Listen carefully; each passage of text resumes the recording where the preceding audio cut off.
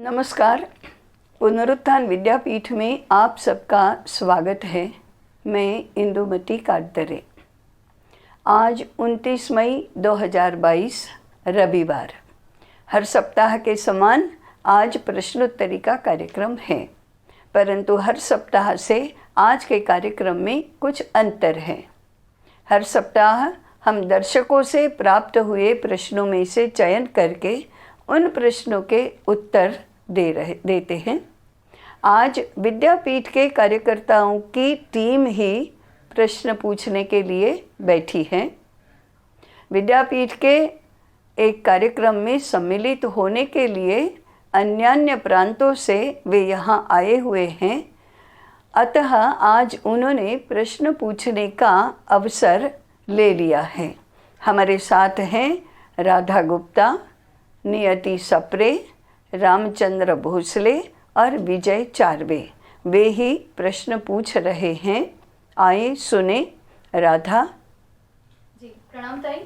आपने गुरुकुल के वीडियो में बताया कि चेतन के होने से ही जड़ से सारा जगत बना है। चेतन कुछ नहीं करता है, करने वाला जड़ है। परंतु अभी तक हम ऐसा समझते थे कि जड़ कुछ नहीं करता है।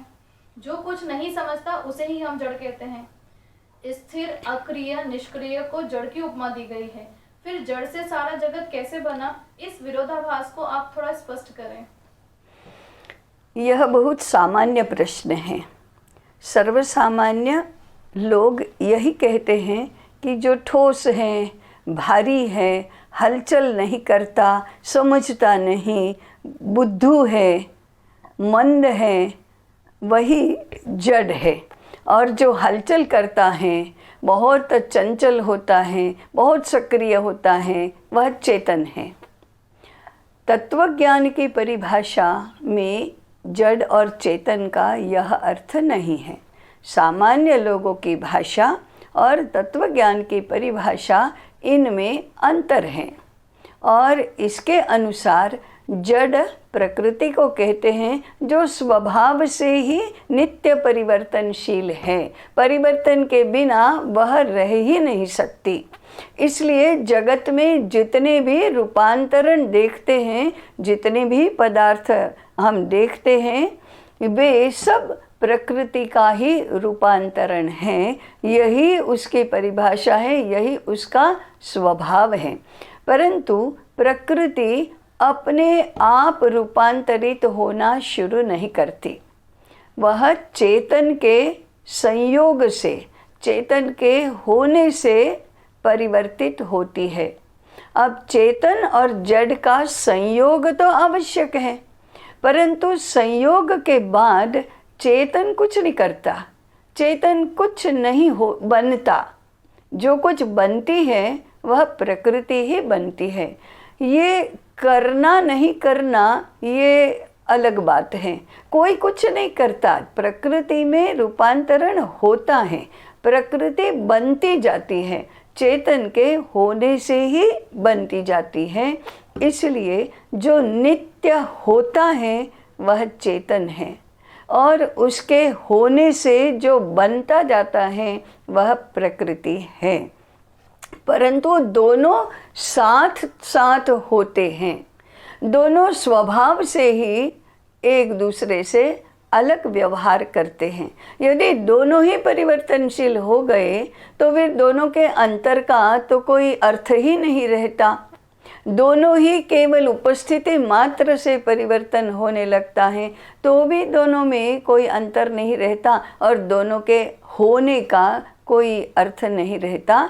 चेतन होता है, प्रकृति बनती है। यही मूल परिभाषा है, यही मूल स्वभाव है। ऐसा चेतन और जड़ दोनों से बना हुआ यह सारा जगत है। जो दिखता है वह जड़ है, जो उसमें अंश रूप में रहता है वो चेतन है। ऐसे चेतन और जड़ दोनों से संपूर्ण जगत, जिसे हम सृष्टि कहते हैं, वह बनी हुई है। स्थिरता और चंचलता इससे कोई अंतर नहीं है। प्राण तत्व होना और नहीं होना, इससे कोई अंतर नहीं, क्योंकि प्राण हो या बुद्धि हो या मन हो या हमारी इंद्रियां हो, ये सारे एक ही प्रकृति के रूपांतरण हैं। ऐसा चेतन और जड़ का जो अंतर है, चेतन और जड़ का जो स्वभाव है, इसके बारे में पुनः पुनः स्मरण करने के अभ्यास से धीरे धीरे यह विषय आत्मसात होता है। अगला प्रश्न। हाँ, अभी अगला प्रश्न। मेरा एक संशय है। परसों आपने बताया था कि विपुलता के अर्थशास्त्र के बारे में, लेकिन आज की परिस्थिति ऐसी है कि किसी के तो भंडार विपुलता से भरे जा रहे हैं और किसी की 2 वक्त की रोटी का भी व्यवस्था नहीं हो पाती है। तो ऐसी स्थिति में विपुलता का अर्थशास्त्र क्या मायने रखता है, या एक आम आदमी उसको क्या समझे? ये बात तो ठीक है। ये अर्थशास्त्र के मूल तत्व जो हैं वो किसी व्यक्ति विशेष या वर्ग विशेष के संदर्भ में नहीं है। विपुलता ये अपनी आवश्यकताओं की पूर्ति के साधनों के संदर्भ में है। विपुलता हमारी इच्छाओं की, कामनाओं की पूर्ति के साधनों की उपलब्धता के संदर्भ में है। प्रकृति की ही रचना ऐसी है कि संसार में, सृष्टि में जितने भी पदार्थ हैं, जितने भी प्राणी हैं, जितने भी मनुष्य हैं, उन सब के जीवन के निर्वाह के लिए, जीवन बने रहने के लिए, उनकी सभी इच्छाओं और आवश्यकताओं की पूर्ति के लिए जो भी चाहिए वो बहुत विपुल मात्रा में, अथवा कहो कि पर्याप्त मात्रा में प्रकृति स्वयं पैदा करती ही है। मनुष्य को निर्माण करने से पहले मनुष्य की इच्छा, आवश्यकता, कामनाओं की पूर्ति करने वाले साधन वो पहले पैदा करती है। प्राणी मात्र को जन्म देने से पहले उनका जीवन बना रहे, उनके जीवन के निर्वाह के लिए जो भी आवश्यक है वो प्रकृति स्वयं उसकी व्यवस्था पहले करती है। मनुष्य का कर्तव्य है कि प्राणी मात्र के, संसार के पदार्थ मात्र के आवश्यकता की पूर्ति के लिए जो भी साधन है उनका सही विनियोग करे। इसलिए अपनी बुद्धि, अपनी कुशलता, अपनी भावनाएं, इन सब का उपयोग करके प्रकृति ने जो भी संसाधन दिए हैं उनका प्रयोग करते हुए उनमें से आवश्यकताओं की पूर्ति के विपुल संसाधन वह प्राप्त करे।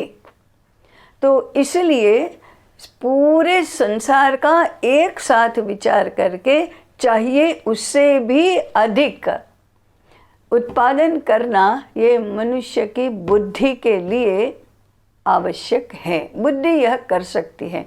आज का आपका जो प्रश्न है वो मनुष्य की नासमझी और स्वार्थ से पैदा हुआ प्रश्न है।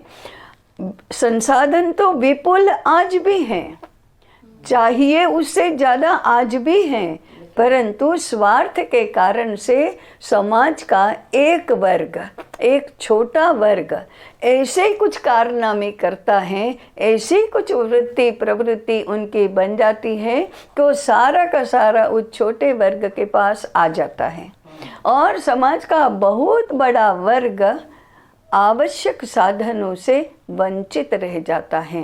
ये विपुल संसाधनों का असंतुलित विभाजन है।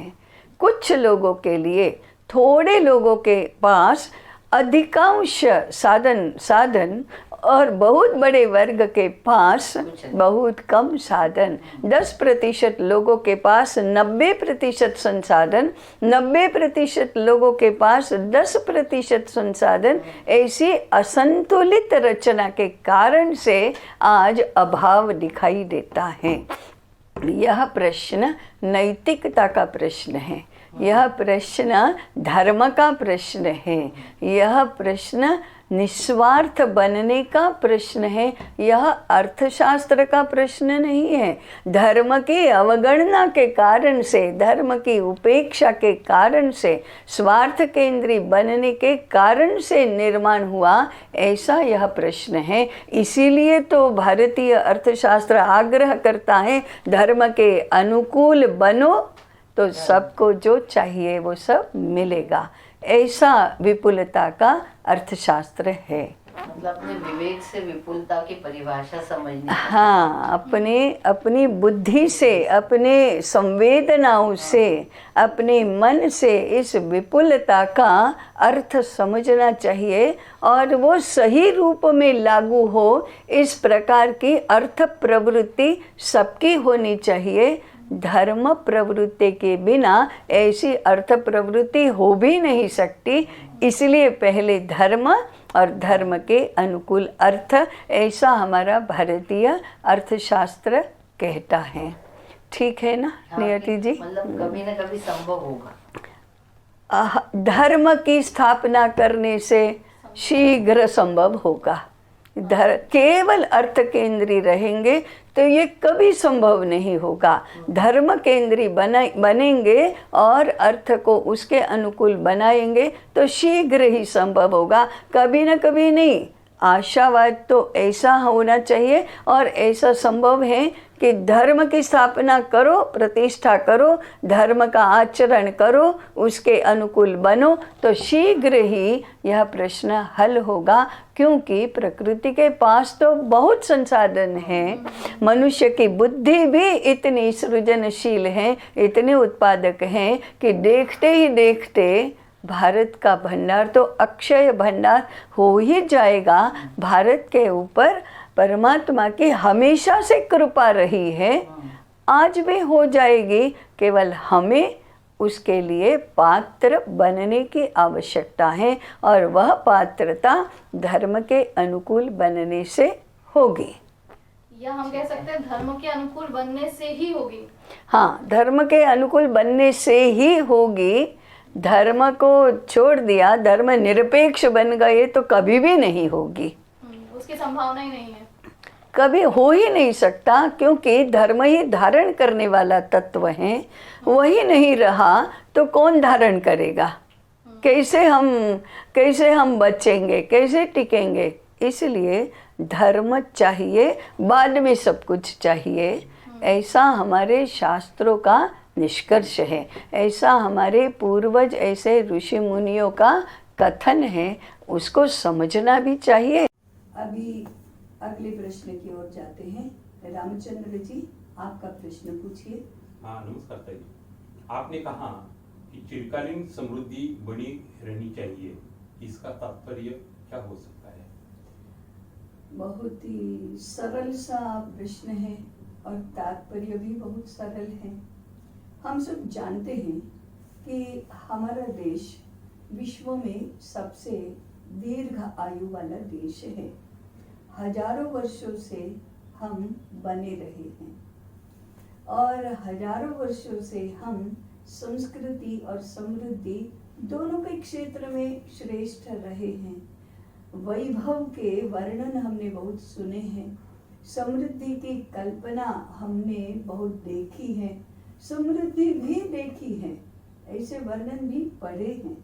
अब ये पहले दिन में, प्रारंभ में जो समृद्धि थी वह आज भी है, उसी को कहते हैं चिरकालीन समृद्धि। सामान्य उदाहरण देखें, 10,000 वर्षों से हमारे यहाँ खेती होती आई है, लेकिन कभी भी हमारी भूमि ने ये नहीं कहा कि मैं अनाज नहीं उगाऊंगी, वो तो उगता ही है।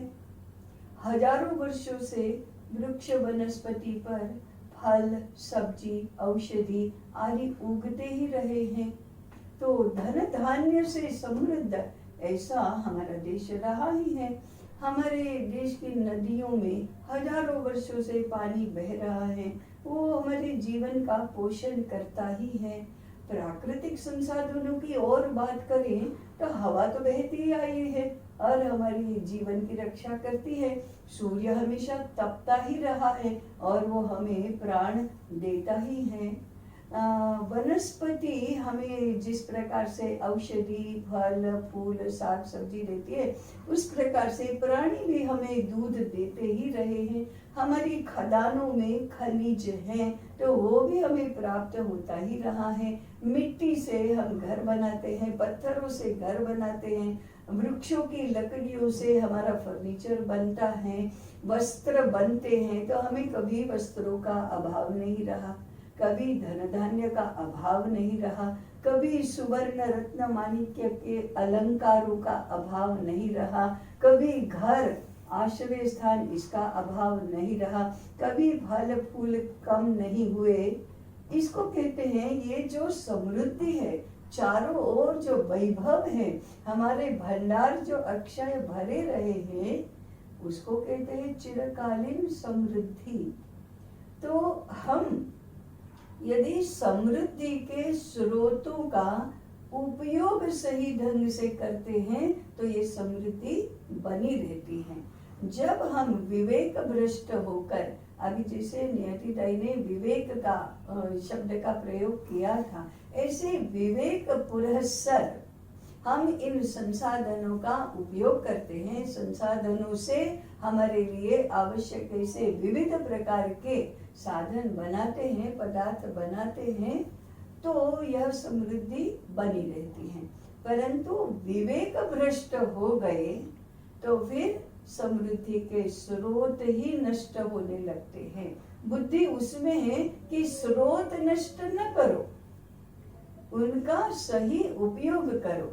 जैसे सामान्य लोग कहते हैं ना, यदि मुर्गी रोज अंडा देती है तो अंडा लो, उस मुर्गी को ही आप नष्ट कर देंगे तो अंडा भी मिलना बंद हो जाएगा।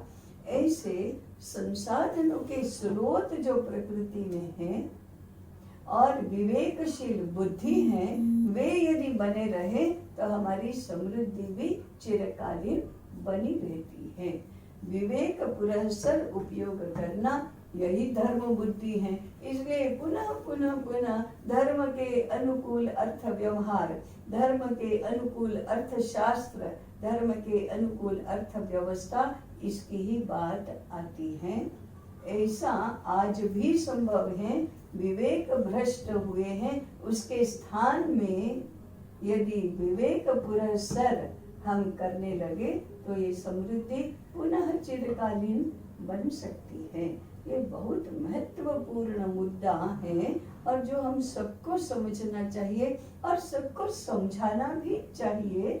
हम नष्ट होने के लिए नहीं बने हैं, हम बने रहने के लिए ही बने हैं। यही चिरकालीन समृद्धि का रहस्य है। अभी अगले प्रश्न की ओर जाते हैं।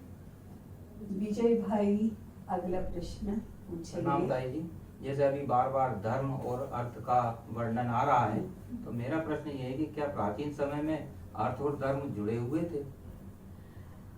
असंशय निस्संदेह रूप से जुड़े ही थे, तभी तो आज तक हम बने रहे हैं। तो धर्म की उत्पत्ति इस सृष्टि की उत्पत्ति के साथ साथ ही हुई है और इस सृष्टि की उत्पत्ति के साथ ही हमें चाहिए वो पदार्थ भी उत्पन्न हुए हैं और इस धर्म का अनुसरण करने से ही हम अर्थार्जन के क्षेत्र में, अर्थ के उत्पादन के क्षेत्र में इतने विकास करने के योग्य बने हैं। इसलिए धर्म और अर्थ हमेशा साथ साथ रहे हैं।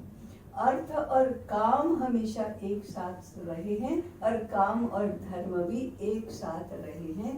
महाभारत में भगवान वेद व्यास कहते हैं, धर्माद अर्थश्च कामश्च सधर्मार्थिन्न सेव्यते। यदि धर्मच्युत होने की थोड़ी भी प्रवृत्ति शुरू हुई तो हमारे मनीषी हमें सावध करते हैं, धर्म से ही अर्थ और काम अच्छी तरह से संपादित होंगे। जिस दिन हमने धर्म को छोड़ा, अर्थ और काम ने हमको छोड़ दिया। ये निश्चित मानना चाहिए इसलिए प्रारंभ से ही धर्म और अर्थ इनका संबंध ऐसा ही रहा है। उसी के कारण से हम इतने वैभवशाली बने हैं। अभी भी क्या कोई प्रश्न है? जी ताई, एक प्रश्न कह सकते हैं या एक निवेदन कह सकते हैं, एक आया हुआ है यूट्यूब चैनल पे ही हमारे। सिंपल जी सलूजा हैं जो बोलती हैं, नमस्कार गुरु माँ, अगर आप थोड़ी और सरल हिंदी में बात करते हैं तो और अच्छे से आपकी बात समझ आएगी और आज की युवा पीढ़ी को भी सरलता से समझाया जा सकता है, क्योंकि युवा पीढ़ी को हिंदी भाषा का ज्ञान बहुत कम है। बात तो ठीक है। केवल हिंदी भाषा ही नहीं, आज तो भाषा के बारे में ही यह प्रवर्तमान है कि भाषा समझ में नहीं आती, शब्दों के अर्थ समझ में नहीं आते। इनके नाम से लगता है कि ये पंजाब के होने चाहिए। हमारी उत्तर भारत की हिंदी भाषा वास्तव में प्रारंभ से हिंदुस्तानी रही है। उसके ऊपर उर्दू, अरबी, फारसी आदि का बहुत प्रभाव रहा है। जिसको हम शुद्ध हिंदी बोलते हैं वह संस्कृत निष्ठ हिंदी होती है।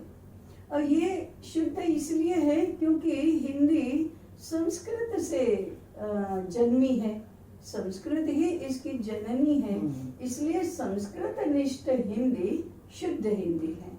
परंतु ये हिंदुस्तानी स्वरूप की हिंदी संस्कृत निष्ठ नहीं होती है, इसलिए शुद्ध हिंदी सर्वसामान्य रूप में कठिन लगती है। यदि मैं आवश्यकता कहूँ तो वह कठिन है, जरूरत कहूँ तो वह सरल है। परंतु आवश्यकता शुद्ध हिंदी है, जरूरत शुद्ध हिंदी नहीं है। इसलिए हमारे सामने हमेशा प्रश्न रहता है कि कैसी हिंदी भाषा का प्रयोग हम करें। अगर शुद्धता का आग्रह रखेंगे तो समझने में कठिनाई होगी, समझने में सरलता रहे इसका आग्रह रखेंगे तो शुद्धता के साथ समझौता करना पड़ेगा। कभी कभी व्यावहारिक पद्धति से विचार करने वाले लोग कहते हैं मध्यम मार्ग अपनाओ, कभी जरूरत भी बोलो, कभी आवश्यकता भी बोलो, जैसे सुनने वाले लोग हैं ऐसा करो। तो प्रत्यक्ष व्यवहार में ऐसा हो सकता है, परंतु ये YouTube चैनल तो अप्रत्यक्ष रूप से ही प्रस्तुत होता है, इसलिए हम जिसके अभ्यस्त हैं ऐसी शुद्ध हिंदी का प्रयोग इसमें होता है। दूसरा कारण ये भी है कि अधिकांश लोग अंग्रेजी माध्यम में पढ़ते हैं, उसके कारण से भी ये हिंदी समझना कठिन हो जाता है। तीसरा है जो टीवी सीरियलों में और उसमें जो हिंदी सुनने को मिलती है, उसमें हमारा अनुभव ये कहता है कि कुछ 3-4 दशक पहले सिनेमा में और फिर जब टीवी शुरू हुआ तो उसमें जो हिंदी सुनाई देती थी वो उर्दू मिश्रित हिंदी थी, माने उर्दू से ही ओतप्रोत ऐसी हिंदी थी। नायक नायिकाएं ऐसी हिंदी बोलते थे और कभी खलनायक, कभी एक सामान्य नौकर, कभी एक गरीब बेचारा पंडित, वो शुद्ध हिंदी बोलता था। लेकिन हीरो हीरोइन, नायक और नायिकाएं उर्दू मिश्रित हिंदी बोलते थे, उसकी प्रतिष्ठा थी। आज जो हिंदी हमको सुनने को मिलती है सिनेमा में या अन्य सोशल मीडिया में, वो अंग्रेजी मिश्रित हिंदी है। हम बिना अंग्रेजी के हिंदी नहीं बोल सकते, ना समझ सकते हैं। हमें भी कठिन हो जाता है कि बिना अंग्रेजी के हम हिंदी कैसे बोले। यह प्रश्न उसी में से निर्माण। हमें भाषा के प्रति अधिक सनिष्ठ रहना कि श्रोताओं के प्रति, इसकी दुविधा हमेशा बनी रहती है। जब प्रत्यक्ष प्रस्तुति होती है तो स्वाभाविक है कि हम श्रोताओं के प्रति और अधिक ध्यान देते हैं। जब अप्रत्यक्ष रूप से प्रस्तुति होती है तो भाषा के प्रति सन्निष्ठ रहना भी स्वाभाविक होता है। आवश्यकता है सब लोगों को भाषा के प्रति जागरूक होने की, भाषा की शुद्धता के प्रति जागरूक होने की। यही इस प्रश्न का और उस प्रश्न के उत्तर का तात्पर्य है। मुझे लगता है प्रश्न और भी होंगे, हमारे कार्यकर्ताओं के भी होंगे और दर्शकों के भी होंगे, परंतु समय बहुत अधिक बीता है, इसलिए और प्रश्नों को हम अगले सप्ताह लेंगे। आज यही रुकते हैं। आप इसके साथ हमारे साथ जुड़े रहे और भी प्रश्न पूछे, सुझाव दे, जैसे कि आज सुझाव दिए हैं ऐसे सुझाव दे और इस चिंतन यात्रा में सहभागी बने रहें। नमस्कार।